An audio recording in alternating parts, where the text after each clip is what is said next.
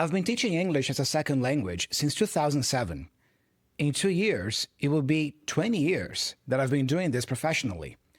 Here on the podcast, I've already shared my story of how I became fluent in English without living in another country. I also shared how I got my first job in English while working in my home country. And now it's time for chapter 3, how I became an English teacher without living in another country. So I want to share this journey with you that I went through to become a teacher. And also at the end of the episode, I want to give you some tips in case you're thinking of becoming a teacher yourself. So let's get started. Hey there, how's it going? Thiago here, and welcome to another episode of the podcast. In case you're new here, this podcast is designed to help intermediate and advanced learners of English communicate with more confidence, more accuracy, more clarity, and more awareness. If this sounds like something you want for yourself and your English, subscribe to the channel if you are on YouTube, or follow the show if you are listening on Spotify or Apple Podcasts. That way, you won't miss a single new episode. So let me give you a brief overview of my life before teaching, because I started teaching English in 2007. And at that time, I had already been learning English on my own for 6 years.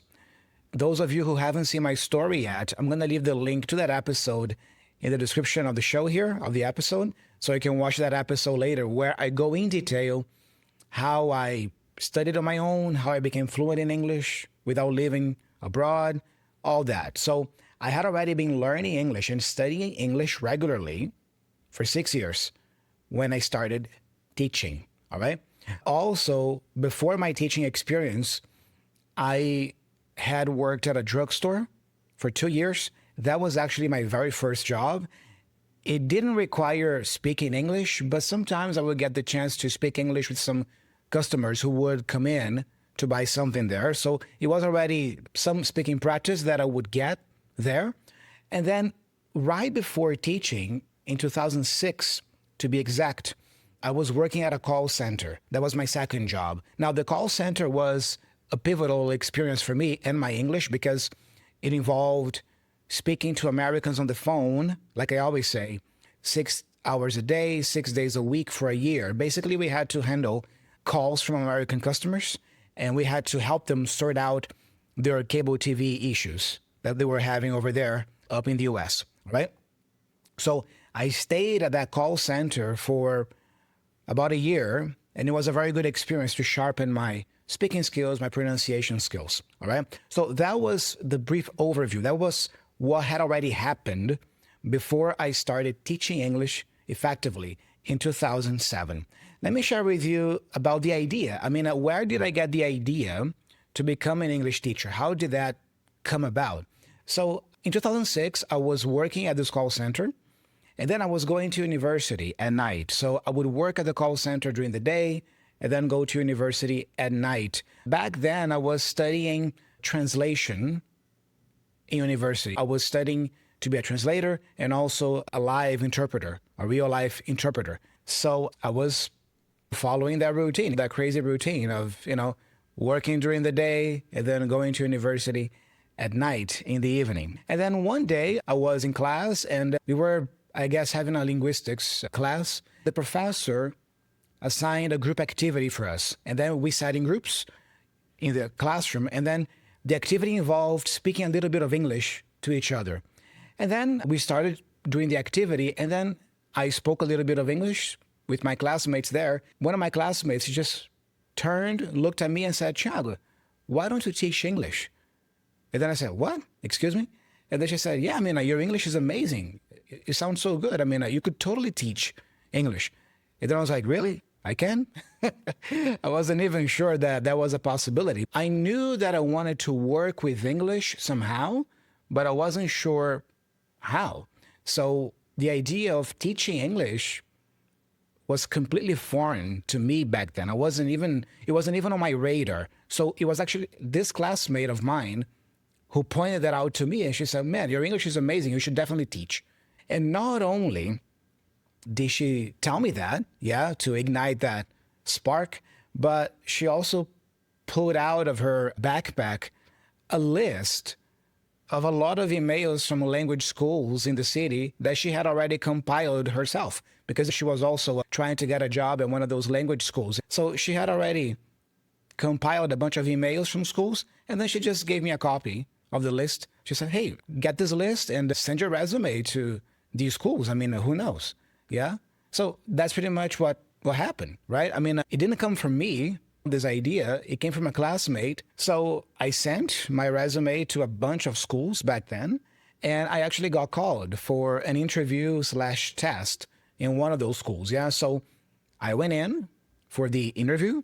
So the first step of the process was an interview in English, obviously, yeah, with the owner of the school.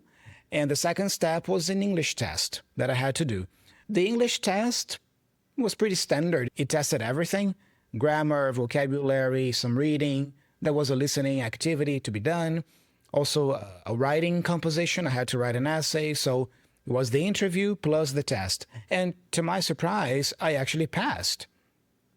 I passed the interview, I passed the test, and then I started teaching at this school. It was my very first experience as an English teacher. I was a green teacher, obviously. I had never taught before. So I think the coordinator of the school didn't feel very confident back then to give me a bunch of groups. So I only got one group, one class to teach, and it was a class of beginners.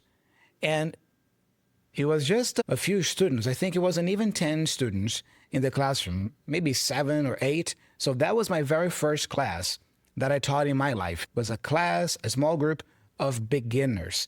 And it's funny because even though they were beginners, the students, I mean, and I already knew more English than they did, obviously, yeah, that's why I was there, I was really intimidated. Walking in my very first classroom and group to teach, even though it was a class of beginners, I remember feeling very nervous and really intimidated. I think my English level back then was already a B2 level, I would say. Maybe not a solid B2 level, but it was at B2 for sure. So since I already had a B2 level, it was totally fine for me to teach beginners, yeah? There was no way back then that I was going to be able to teach upper intermediate or advanced levels. So I started from the bottom, let's say. Yeah, teaching beginners. And this is actually something that I can already share with you here as a tip. Like if you are already at a level B2 of English and you want to become a teacher, you can totally start teaching beginners. Because for sure, as a B2 level learner, you know much more English than an A1 level learner. And usually when you teach beginners, you teach them the very basic stuff, right? The alphabet, A, B, C, D, E, F, G, the numbers 1, 2, 3, 4, 5, 6, 7, yeah? Or basic questions like, what's your name?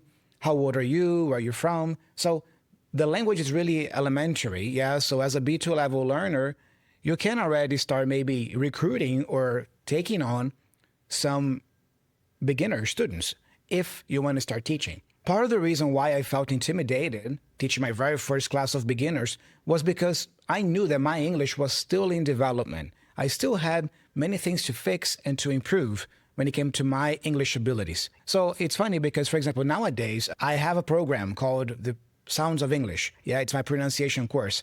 I wish I had a program like that back then, like 20 years ago when I started teaching. It would have helped me tremendously, like improve my pronunciation. By the way, in case you are interested in learning more about the course, I really recommend you check it out because it's a course that is recorded. And basically I compile there the main sounds of the English language, how they are pronounced.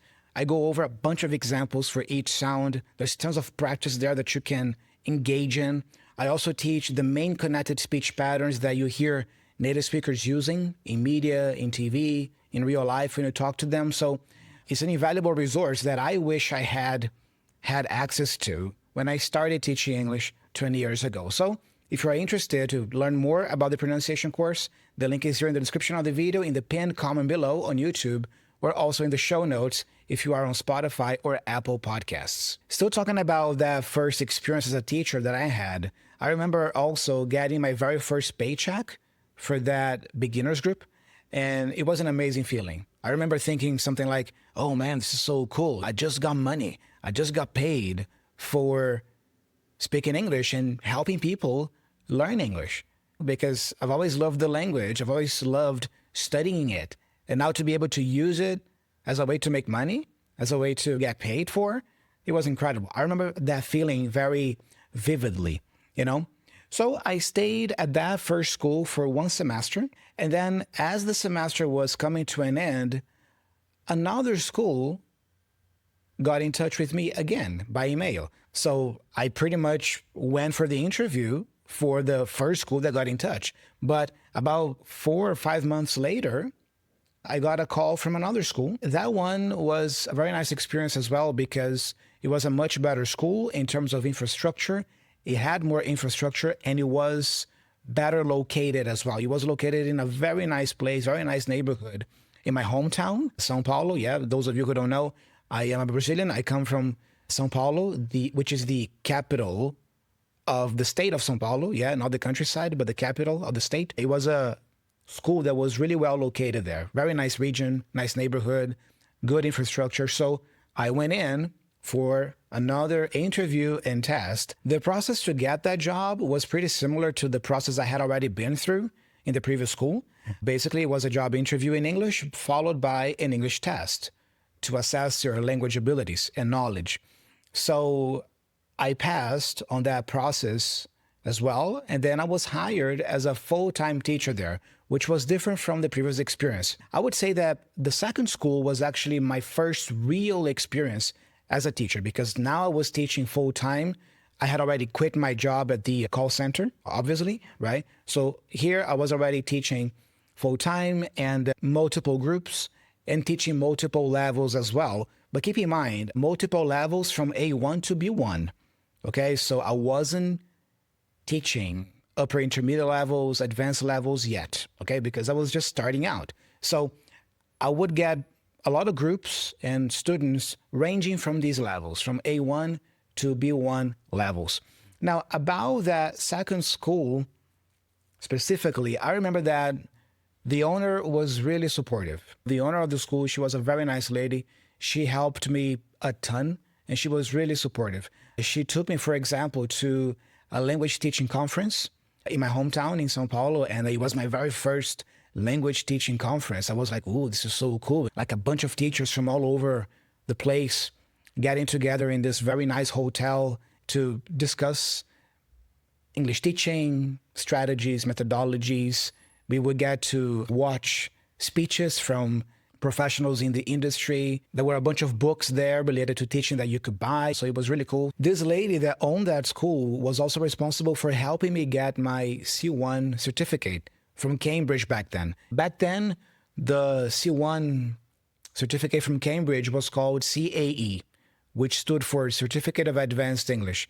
Nowadays, it's called Cambridge C1 Advanced, but back then it was called CAE. So she was responsible for helping me get the certificate. She had hired a very experienced teacher back then to help us, a group of teachers who didn't have C1 level yet, prepare for the exam.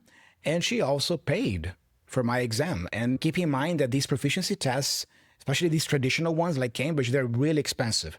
They were expensive back then.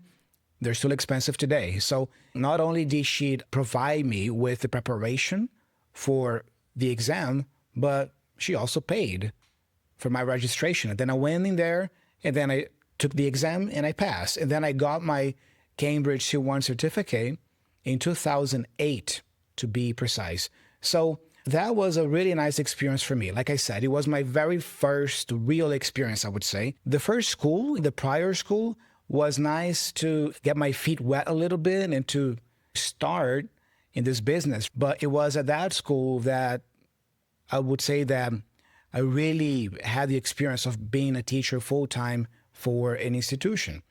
Also at that school, there were many experienced teachers there who I learned a lot from, not only in terms of teaching, like strategies to teach certain groups or certain levels, but also in terms of English. They used to correct me sometimes if I misused a word or mispronounced a word. So it was a really cool experience. Not to mention the opportunity that I had at that school of meeting some native speakers. There were a couple of native English teachers there from the US, from South Africa. Like I said, it was my first real experience as a teacher. I stayed at that school for 2 years, and then I left because I actually moved cities. I was in my early 20s back then, and at 24, I decided to move out of my parents' house. I was still living with my parents, but then at 24, I decided to leave my parents' house, and not only do that, but also I decided to move to another city and state altogether. So together with a couple of friends of mine, we moved out and we went to this new state, this new city. But a few months into it, both my friends didn't adapt so well to this new place, this new city. So they went back to São Paulo, our hometown, but I stayed because I really adapted to the city. I really enjoyed it. And get this, I got a teaching job only 2 weeks after I arrived. So it was really quick for me to get a job as a teacher at a school once I moved to this new state and this new city. So that also helped me establish myself in the city, because this is one of the greatest challenges, right? When you go to another city, state, or even country, it's getting that first job, because that first job helps you establish yourself in this new place. So I got this job in the new city at the same franchise school I was working for before in São Paulo. So it was relatively easy to get that as well, because it's pretty much like the same brand, but it's just a different franchise. So that was very helpful for me to start already making some money in this new place. But then I stayed there for only a semester, because at the end of that semester, I got a better offer from another school in the town. So this new school, which was already my fourth school, I would say, had an interesting approach to English learning. It was heavily focused on speaking and communication. The methodology the school employed was the communicative approach. The communicative approach is about focusing on communication, right? I actually have here a quick definition in case you don't know. So the communicative approach to teaching English emphasizes interaction and meaningful communication as the primary goals of language learning. It focuses on developing communicative competence rather than just grammatical accuracy by encouraging learners to use English in real-life situations. This approach prioritizes interaction, task-based learning, and the use of authentic materials to create engaging and effective learning experiences. So it was a very interesting experience that I had at that school, because it was different from the previous experience I had before, because at the previous schools, it was something more standard. We would do a lot of grammar work and vocabulary work, listening. There was speaking, of course, but it was something more holistic. This school in particular was heavily focused on communication, on conversation. So it was a different approach to teaching. But keep in mind that as I was getting these job experiences, I was just adding more and more to my teaching repertoire and my teaching abilities. Another great thing about that school, school number 4, was that I was really well paid. For the standards of the time, considering the fact that I was just arriving in this new city, this new state, I was single, I was making very good money at that school. They paid really well. So I stayed there for 6 years. Get this. I stayed there for 6 years. It was a long time. It was a nice environment. I liked the students. I was being well paid, so it worked very well for me. And it was a way to really establish myself in the new city, the new state that I had moved to, all right? And that was also when I started teaching more advanced levels, at that school specifically. So then I started dealing more with B2, upper intermediate learners, up to C1 advanced learners. So that's when I started moving away from beginner levels, intermediate levels, and moving more towards the upper intermediate and advanced teaching. After having worked 6 years at that school, which was a really nice experience, I got the opportunity to work at another school. And to me, that was the ultimate school experience, because it was a job at one of the top schools in the country. I believe that it still is, till this day, one of the top English schools in the country. So I was really fortunate and happy to have had that opportunity to work at that school. The selection process to get into that school was much more complex and longer. Obviously, we are talking about one of the top schools in the country. So, they have to be more selective, right? more picky, let's say. So just to give you a brief overview here of the process, it started with a online application that I would send in along with my resume. If they approve that, they would send me an email asking me to write a one-page personal statement. A personal statement is like a cover letter where you describe more about your background, your experience, your education, your abilities, why you believe you are the best fit for that position. So it's supposed to be a compliment to your resume. I wrote that personal statement, I sent it, and then it got approved. The next step was I had to go to the school for a 90-minute English test to test my English grammar, vocabulary, and it was a real test. Then if you pass that test, you will be called in for an interview with the coordinator, the academic coordinator, and the HR department. Then after that interview, you will go to a 2-week training with just a small number of teachers that had already passed all these stages. And then finally, at the end, you would get the offer. But that was the school where I really, really leveled up my English skills and my teaching skills. That was the school that allowed me to get my Cambridge C2 certificate. I did that in 2017. Again, the school paid for my test, which is a very expensive test. So the school paid for my Cambridge C2 certification. I had the support of more experienced teachers there in preparing for that exam. Then in 2018, because of the school's aid, I also got my Cambridge TKT. By the way, the Cambridge TKT is a certificate for teachers, all right? It's not for language learning, but it's for teachers. Let me just give you a brief description here of the Cambridge TKT. So the TKT stands for Teaching Knowledge Test by Cambridge. It's a series of modular teaching qualifications which test your knowledge in specific areas of English language teaching. It's a great deal for people who need to prove their teaching knowledge with a globally recognized certificate. There are 3 core modules for the TKT. I did all 3 of them. So module 1 was a test on background to language learning and teaching.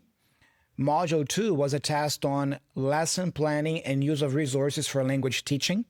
And module 3 was a test on managing the teaching and learning process. So I did all these 3 exams and I got a good score in all of them. So again, it was another great opportunity that school provided me with. So not only was I gaining more experience as a teacher, and my English was getting even better, as the years went by, but I was also getting these qualifications with the support and the aid of these institutions that I have worked for. So that was when I solidified my experience teaching advanced levels. And then at that school in particular, then I became like the B2, C1, C2 level teacher. So that's mainly what I do nowadays. To me, that's my favorite set of levels to teach. I love teaching people who are already speakers of English, who already have good knowledge of English, but they feel stuck at the intermediate level, or they want to move from B2 to C1. They don't know how to get to a true advanced level. So I love helping people do that. And that experience that I had at that school was pivotal, was crucial in helping me get the experience, knowledge, and expertise to become an effective B2, C1, and C2 level teacher. Then, after working for that awesome school for 4.5 years, and after working for language schools in general for 14 years, full-time, I quit. Then in 2021, I quit my job at the school and went on to pursue other projects. This is actually a story that I want to share with you in a future episode, not this one, because in today's episode, I shared with you phase 1 of my English teaching career. Phase 1 for me was all about teaching physically, face-to-face, at schools, at language schools. And it was an awesome phase. I learned a lot. I gained the chops that I needed to be where I am today. I got my qualifications, my credentials. But now I am at a different phase in my career. Phase 2, let's say. Now I am an online English teacher.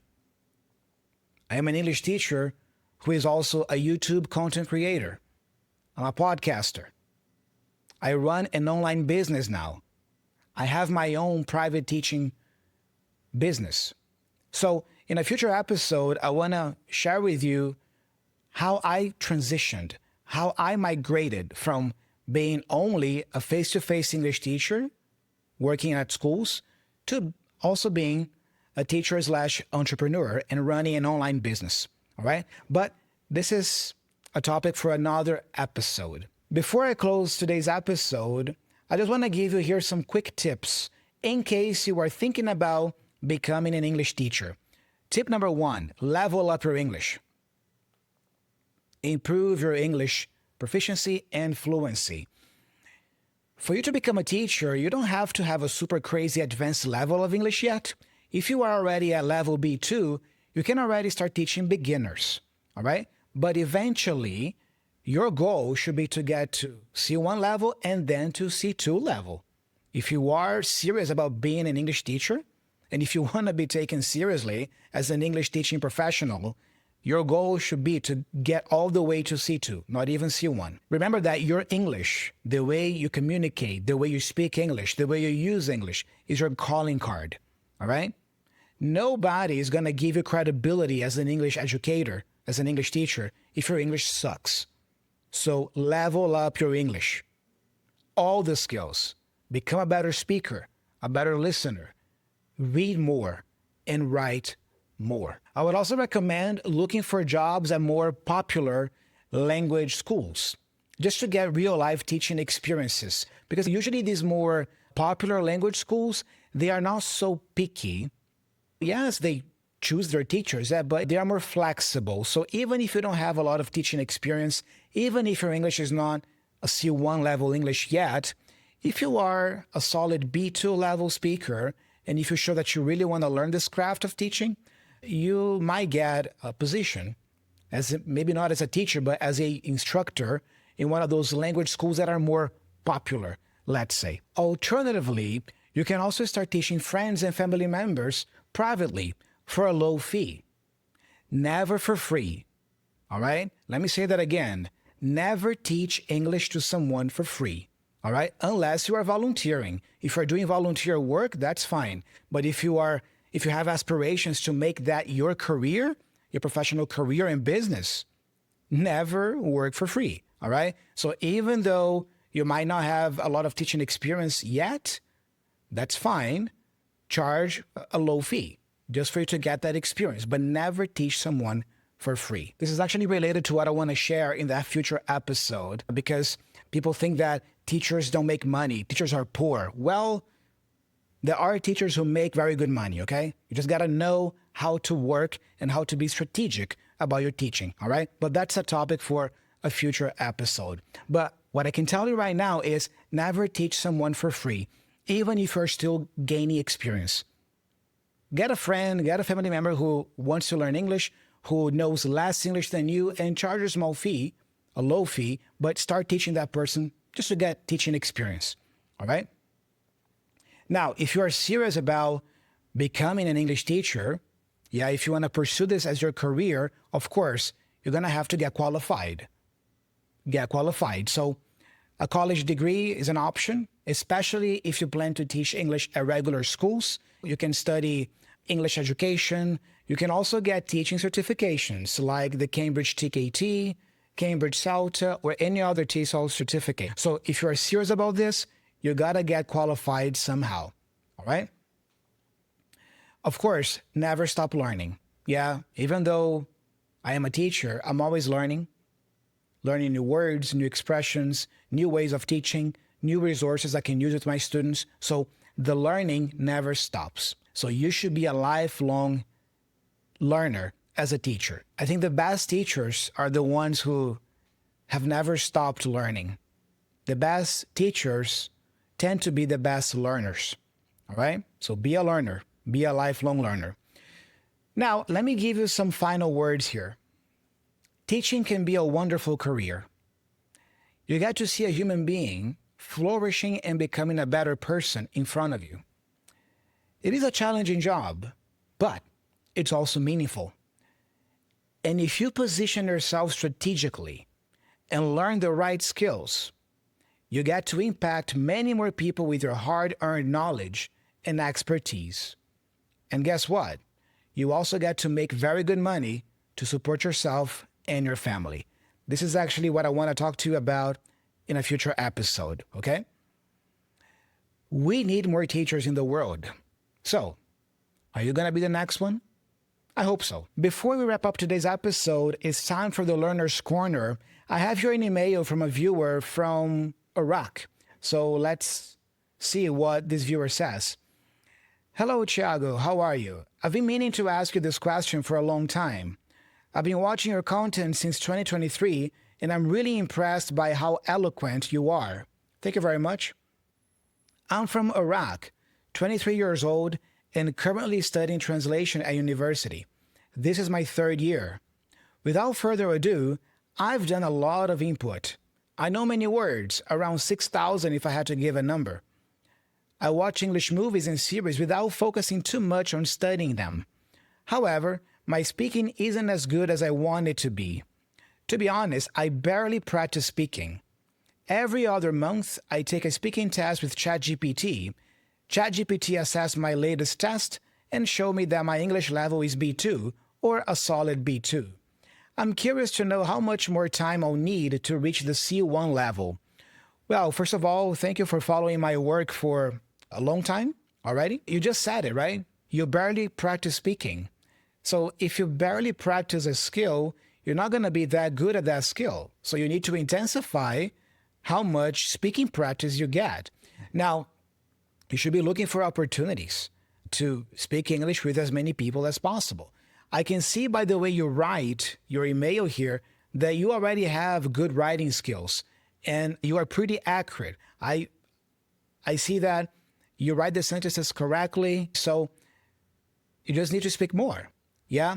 Now, you are already at a level B2. Maybe you could look for people there to teach English as well, even part-time on the side. Get a couple of students and help them learn English. Because I believe that with your level here, you can already help at least a beginner. And that will naturally help you develop your speaking skills as well, if you have to speak in English with them all the time, all right? But about the C1 level specifically, maybe what you're missing right now is a guided program. Ideally, you want to get a private teacher or you want to enroll at a school that offers C1 preparation courses. Ideally for Cambridge C1 exam.